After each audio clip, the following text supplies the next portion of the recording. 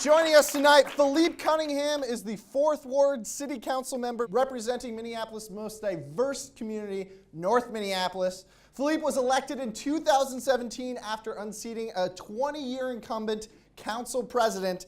He's the first transgender man of color ever elected to office in the United States. Everyone, Phillipe Cunningham. Thank you. Hello. Hello. Hello. Thank you so much for coming on the show. Oh my gosh, thank you so much for having me. Yeah, I mean, and I do want to say congratulations. Thank you very much. You were elected in November, and you unseated, of course, Barb Johnson, who was the Ward 4 council member for the last 20 years. Yes. So what were you doing 20 years ago when Barb Johnson first got that seat?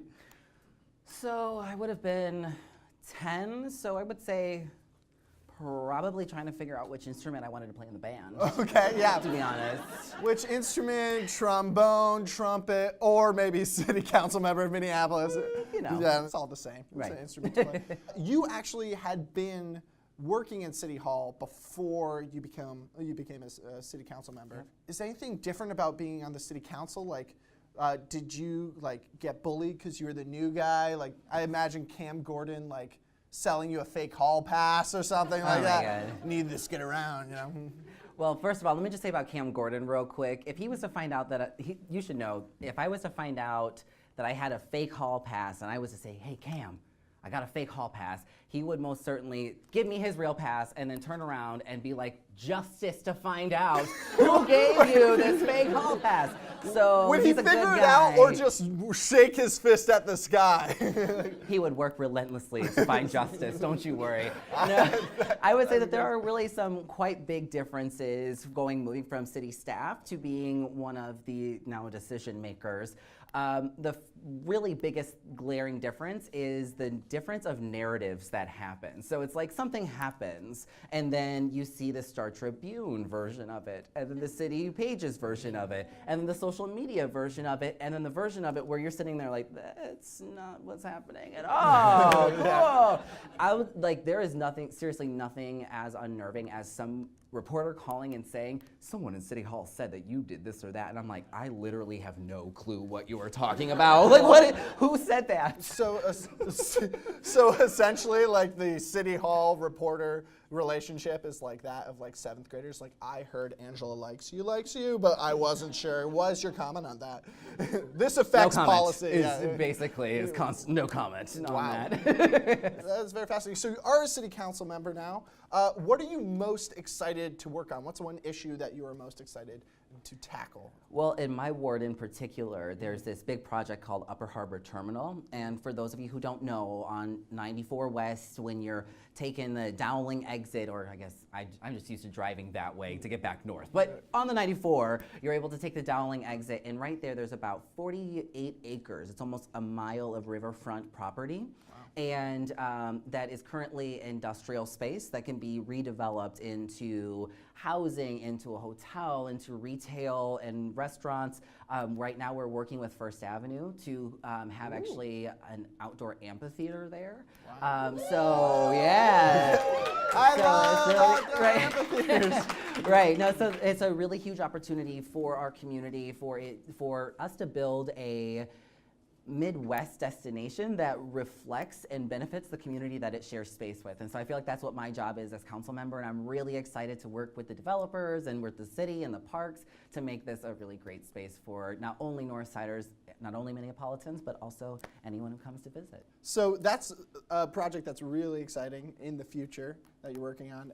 Is there an issue facing the Twin Cities right now, particularly Minneapolis? What do you think is the biggest issue that you have to address in your role? Absolutely. Well, an absolutely common theme throughout all the community conversations, all of the debates, all of the campaign was affordable housing. Everyone has talked about housing and the lack of availability, the lack of accessibility. Right now, Minneapolis has a less than 2% vacancy rate for places to live, and we are expecting, the Met Council is expecting at least 30,000 more people to move here by the end of the decade. And so we are running out of places to live. And so it's really important to make sure that not only when we are developing more places to live, that we are doing it across the spectrum for folks who are very low income. So there are going to be some folks who are always going to be low income, folks with disabilities, seniors on a fixed income. So there are always going to be folks who need more low income housing all the way to market rate. And so I am very passionate and excited about diving into more housing work, particularly in North Minneapolis. We've had a housing crisis for 20 years and we haven't talked about it enough. And so Jeremiah Ellison, who is my counterpart council member for the 5th Ward, the two of us are going to be working very hard together around particularly building more affordable housing. Wow, that seems like quite the issue. I know when you said 30,000 more people coming to the Met Council, coming to Minneapolis by the end of the decade, I heard audible gasps like, "Oh no!" But my commute is so short now. But yeah, we had City Council President Lisa Bender on at our first episode back in January, and she said so fun. Yes, yeah. I like her, so. Yeah, okay, that's good. I'm happy she's the president. Yeah, if you said, "Oh," then I would have known. Lisa. I see what you're talking about, the city council, how things get misconstrued. Oh, to say the least. Someone said it best that City Hall is a cross between the real world and Parks and Rec. So, and I think that is a very good way to describe it. And I'm very happy to announce that I am most certainly Leslie Knope. I feel like I was born to be Leslie Knope. I was so excited by that, I forgot I was on stage, and I was like, "Yeah! Oh, I'm on stage! Oh!" So, like, your, like, private phone moment is with the press, though? It's not like you have, in, like, the real world where they would always be, like, calling home and on camera. That's, like, with the Star Tribune. Yes, basically. Wow, so. Yes. Still no privacy. None at all, no. Wow. So you're not originally from Minneapolis, actually. You're from where again? So I'm from the cornfields of Illinois, a very small town right in central Illinois.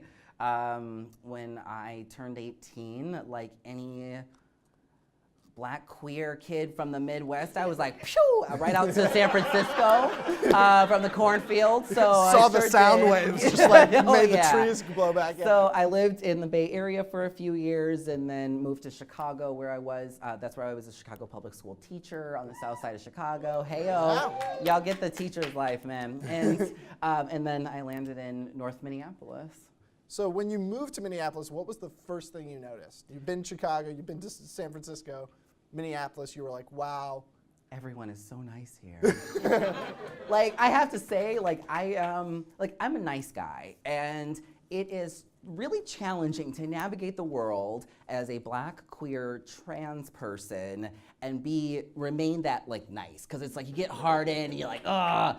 And so it's been a long time of my life trying to preserve being a nice guy and not being hardened. And then I came to Minneapolis and I was like, fellow nice people, their manners are so good. I'm home, so. It's so funny because I hear so many other transplants to the Twin Cities be like, "Oh my God, everyone pretends they're nice, and I don't know what to do with it." Like, I came here from the East Coast and people were nice immediately, and I just was like, "What do you want from me? What are you trying to get from me that you said thank you?" Right. It just was not. This is a true story in San Francisco. A woman sneezed on the bus. I said, "Bless you," and she said, a true story. I was like, sorry. You do that in Minneapolis, there would be 4 people giving you a tissue. Right. It's just like, "Do you want mine? Take mine." Right. It's my last tissue. That's awesome. I have a runny nose all the time, but I want you to have it. Yeah. So, Phillipe Cunningham, that's all the time we have, but thank you so much for coming on the show. Thank you for having me. This has been a hoot. Yeah. Phillipe Cunningham, representing Ward 4 in Minneapolis. Thank you so much for having me. Appreciate it. Yeah.